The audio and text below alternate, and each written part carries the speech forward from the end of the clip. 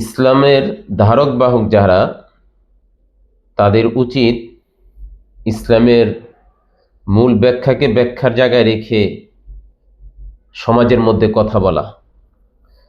তথাকথিত ইসলামী দলের আসন সমঝোতার ভিত্তিতে এক ভাই তার এই আসন ছেড়ে দেওয়াটাকে নিজের ভাষায় যে আমি ইসমাইল আলাইসাল্লাম এর মতো কুরবানি হয়ে গেলাম, এবং তারকে যারা ফোন দিয়েছেন তাদের বক্তব্য তার চেয়ে অনেক বড় কুরবানি আপনি করেছেন।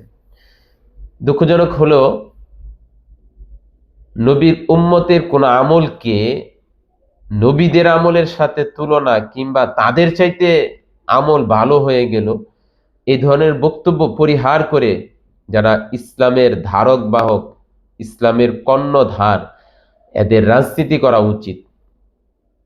রোজা পূজা এক, মন্দিরে গিয়ে গীত পাঠ করা, আরো অপব্যাখ্যার সাথে সম্পৃক্ত যারা, তাদের আরো সতর্ক হওয়া দরকার।